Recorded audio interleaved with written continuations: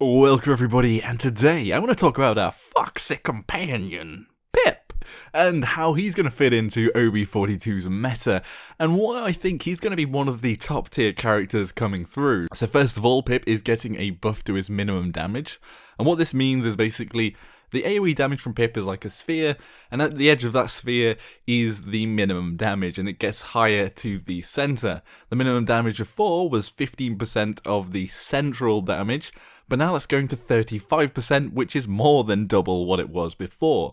What this actually equates to in game is the fact that you can do lots of damage if you miss, but also in groups of enemies that are stuck on a point, especially in a point hold. It also helps when you use your bad juju, your mojo chicken gun, and ulti on a point and you've got lots of chickens running away from each other. That splash damage is going to do just that touch more to those chickens trying to escape. I think in a lot of my other videos that I've put out about OB42, and when I've mentioned Pip, people have said, well, this is just making Pip a no-skill character. It's high-res trying to lower the skill ceiling and make characters rubbish. But no, this actually has more than one effect. So it does make it easier for lower skilled players to play Pip and to basically put out consistent damage, whereas before you might have had only players that could hit those direct shots. But like I've said, the AoE damage is a big deal because it's so useful on a point to do more AoE damage or damage in an area to do sort of sustained and spread damage across all of the enemy champions. And as Pip is a support champion, he is definitely good at supporting your allies in trying to take down a target on a point and being able to lower everybody's damage pretty much. And Pip didn't just get that buff with the extra minimum damage, but he also has benefited slightly from the healer ulti charge buffs. So now basically healers can charge their ultimate by healing allies' health, and that means that his ultimate is going to be up even quicker. And in most Pips, you'd build up the morale boost to get your ultimate so often because the ultimate is Pip's biggest deal, but now you can get it even quicker just by using your heal all of the time, which you're going to be doing. And although Pip isn't a big healer, you're not going to be hitting those 100k marks most likely, you are going to be healing during the game, and that is going to speed up your ultimate charge. So technically, Pip has gotten two quite significant buffs since the patches that were in the HRX finals, which I'm going to talk about now. So in the HRX finals, Pip wasn't shy to being picked in the meta, in the lineups of these pro teams.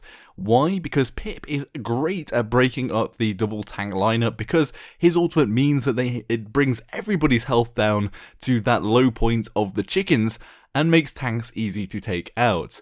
And especially against a Fernando and a Ruckus, it was being picked up to break that up. In my opinion, although Pip can't heal on his own very easily and he's not strong as a solo healer, he's great as a support. The point I want to make is that Pip was taken with pro teams in their meta, in their builds, in their lineups, and that was before he was even buffed to this point that he is at now. So he is definitely in a good place now as well, because he's a few steps ahead of that. Pip isn't a great solo healer, and as a support, he has a different role to the healing role. His ultimate is the tank breaker and also the point breaker, so on a siege point, the chicken with all of your allies shooting onto it, putting a lot of fire into it, will usually win you the point, because you're lowering all the health. They're so easy to take out as a chicken, and even if you don't take them out, they're going to try and run away from your fire and often scatter off the point, so that's a big deal. And that now is rather easy to build up because you've got that extra heal, you've got more damage you're putting out, because you've got that extra heal ultimate charging.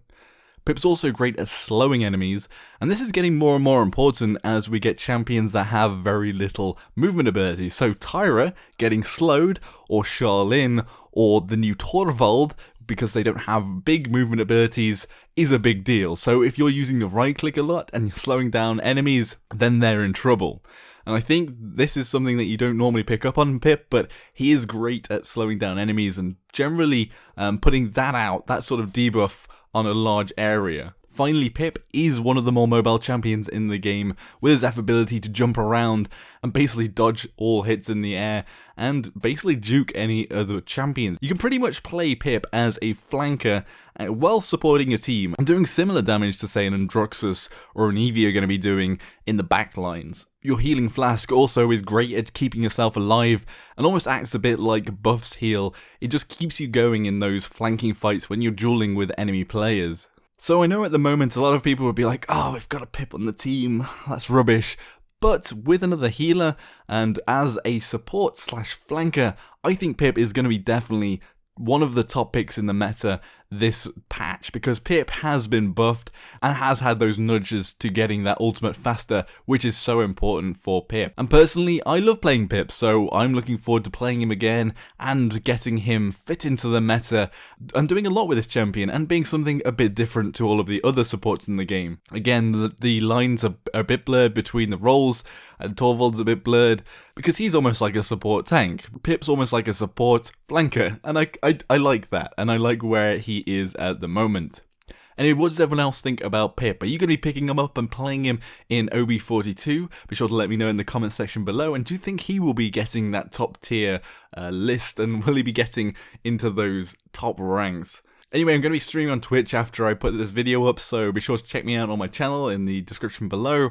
And subscribe for more of my content. Like or dislike as you see fit, and I'll see you all in the next video. Joshino.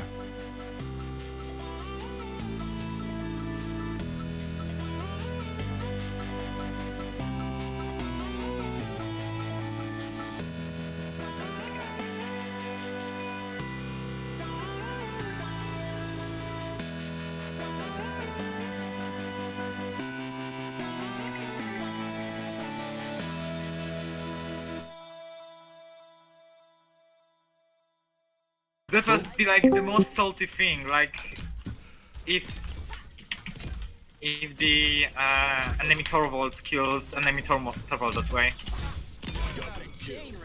Yeah, the double healer meta isn't really working for them.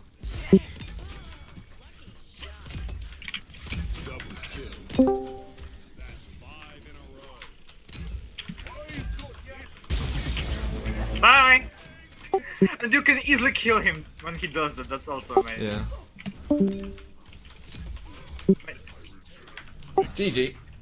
GG! GG. Oh wow, I don't... That's a fun fact. I think I've never lost as Torvald so far, and I've played against actually good players with him. So deserved. No, not deserved, yeah.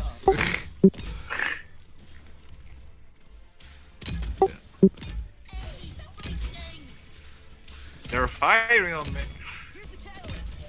Yeah, I don't know if there is a character that's pretty much me in the Paladins universe. That's Torvald. I'm an elf.